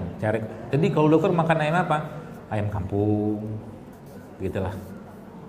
Sekarang udah banyak sih bubur ayam kampung. Ada kan? Itu dia bubur ayam jualannya di kampung. Bukan bubur ayam di kampung. Karena ayam sekarang itu agak-agak bingung saya membedakan laki perempuannya. Ayam, pernah mikir nggak? Ayam sekarang itu dipotong-potong itu saya kadang bingung, ini laki atau perempuan, jantan atau betina nih ayam. Gitu. Baik, kita nggak. Jadi saya makan itu, makan bubur gitu kan. Ya, ternyata enak, nggak terlalu berat badan. Intinya kurangi karbohidrat, itu aja intinya. Jadi kalau Anda sekarang mau pankreasnya nggak kelepek-kelepek, kurangi karbohidrat, banyakin puasa, sayur, serat, cuka, apalagi tadi latihan beban. Nah itu poinnya. Ini kan semua serat ini. Ya, itu efeknya, masya Allah hilang bu, beneran. Saya banyak sekali ketemu orang yang mempraktekkan tiba-tiba, dok terima kasih ya, terima kasih. Resep yang mana saya nggak tahu, saya bilang. Ya, terlalu banyak yang sudah saya sampaikan maksud saya, jadi saya nggak tahu yang mana. Ya, akhirnya masya Allah mereka tiba-tiba kolesterolnya turun, ininya turun segala macam. Apalagi tambah lagi dengan latihan beban, puasa, bla bla bla gitulah. Seperti itu ya. Jadi mudah sebenarnya sekalian ya. Apalagi mengandalkan begini-beginian. Ya, akhirnya saya berinisiatif ya. Kalau yang sudah pernah, alhamdulillah ada kapan-kapan mampir. Namanya Cafe JSR di Jati Asih. Kemarin ada ibu-ibu, ini saya cerita sedikit.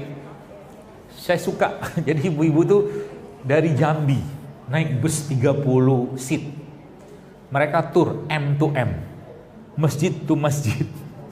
Dari Jambi, ibu-ibu ada 78 tahun. Allahu Akbar, saya bilang, saya salut, saya bilang. Jadi mereka tur dari Jambi itu ke Jogja, ke Bandung, ke Solo. Masjid-masjid aja. Nah, pulangnya habis tur terakhir dari masjid di Bandung itu mereka mampir ke kafe. Ya, apa yang dijual di kafe? Ya ini. Nggak ada gula, nggak ada tepung, gitu-gitulah. Saya coba praktekkan. Ya, kapan-kapan boleh mampir. Ya, kemarin ada majelis taklim dari mana Bintaro itu juga satu bus datang ke sana. Pas saya ada, akhirnya kita ngobrol-ngobrol sedikit lah di situ. Ya. Apa pesannya buat saya berkaitan dengan ini semua? Apapun yang kita bisa lakukan untuk memberikan asupan sehat kepada masyarakat, kepada keluarga, kerjakanlah. Ya, di rumah paling tidak kita mulai dulu. Gula pasirnya dikurangi, nasi putihnya dikurangi atau diganti dengan nasi yang lain, misalkan ya. Supaya apa? Jangan sampai masa usia tua kita itu masa usia tua yang berlimpah penyakit sayang. Ya, apa niatan besar kita? Ya, pas 5 menit, 2 jam kita ngobrol. Ya. Masya Allah. Apa niatan besar kita dengan ini semua? Ngapain sih dokter ribet-ribet banget ngurusin beginian? Toh mati juga. Betul gak? Iya kan? Mati juga kok. Ajal kita nggak bisa ditunda. Gimana cara jawab ini? Gampang.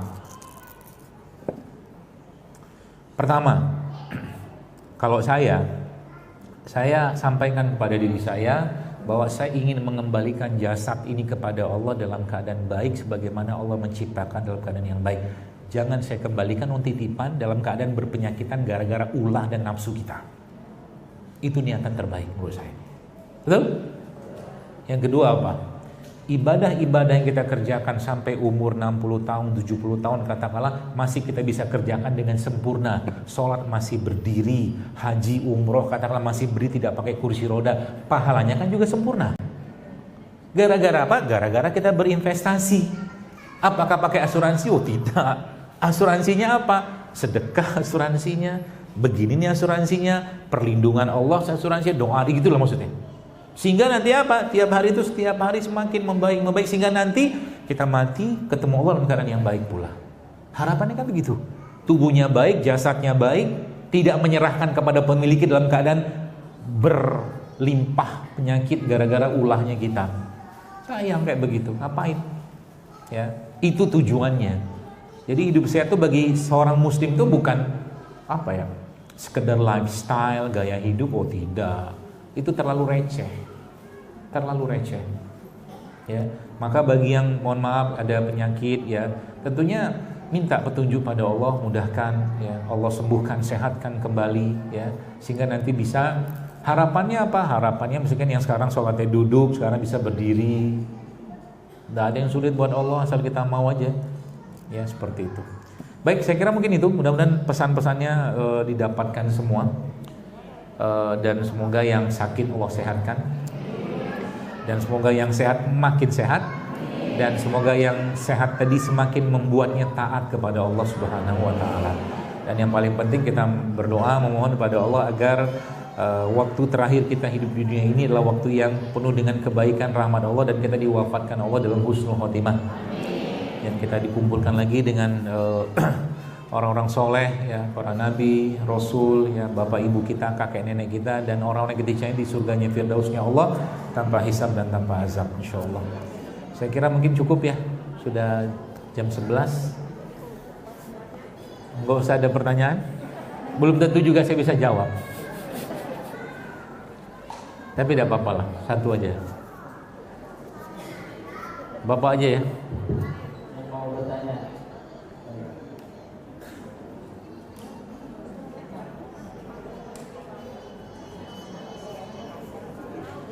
Assalamualaikum warahmatullahi wabarakatuh. Ya, perkenalkan saya Najib. Yang ingin saya tanyakan itu ada dua. Yang pertama,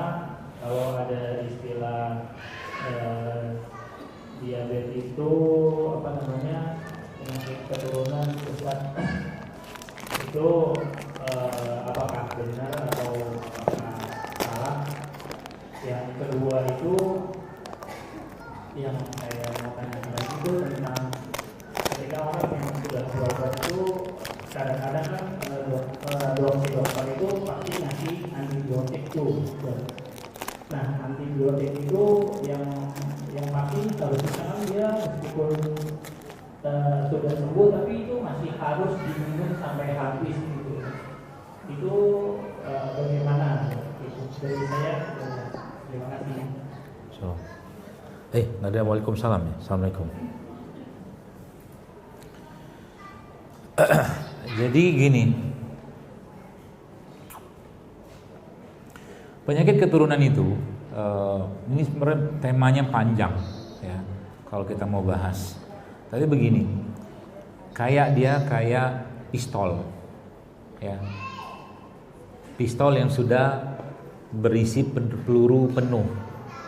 Jadi yang ada pelatuknya itu kan. Nah, pelatuknya itu lifestyle-nya kita.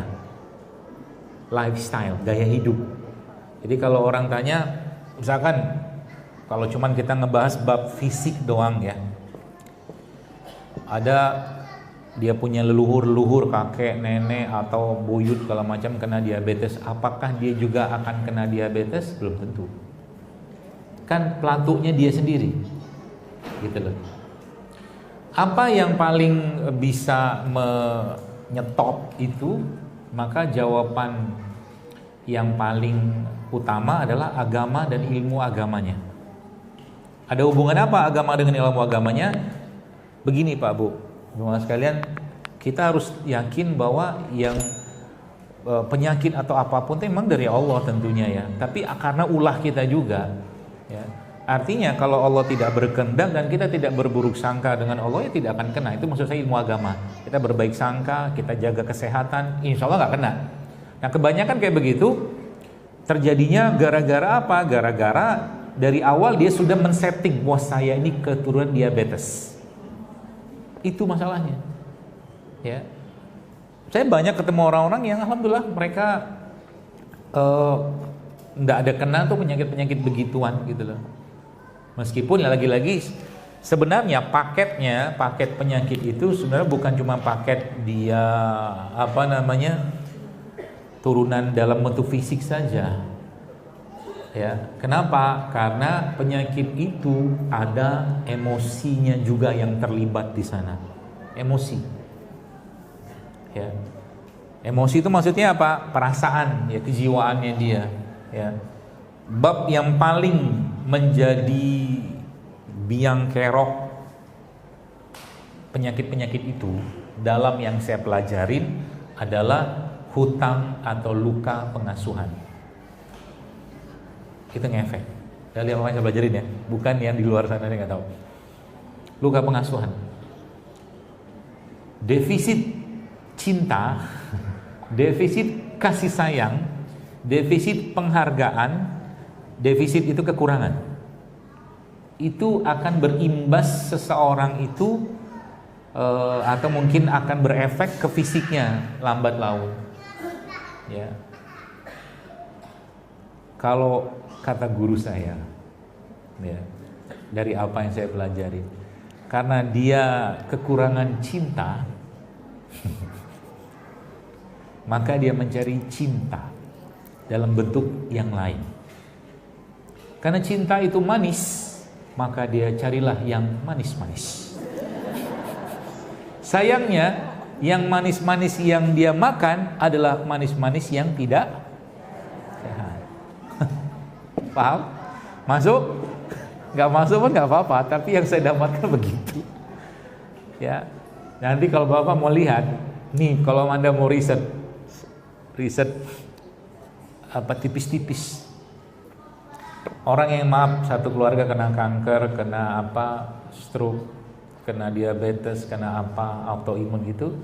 Coba cari benang merah emosi, perasaan, luka pengasuhan, nanti sama itu. Sama. Gak mungkin gak, karena kita nih, saya, Anda dapat paketan dari orang tua. Paket gen hidung. Hidung kayak begini. Orang tua atau leluhur kan. Paket gen kuping kayak begini. Tapi apakah paket emosinya orang tua juga kita dapatkan? Dapat lah. Orang tua juga mewariskan emosi. Dalam bentuk gen itu punya emosi juga. Ya, yang diwariskan kepada kita. Apa? Gen nggak percaya diri, bisa? Ada.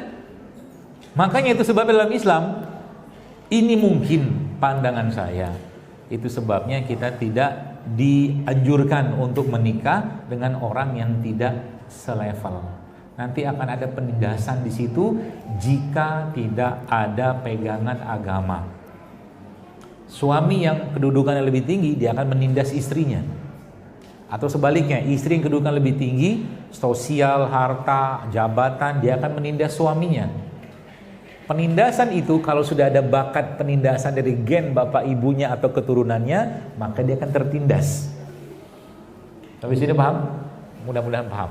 Ini panjang ceritanya Pak. Yang jelas bahasa singkatnya, triggernya tadi aja.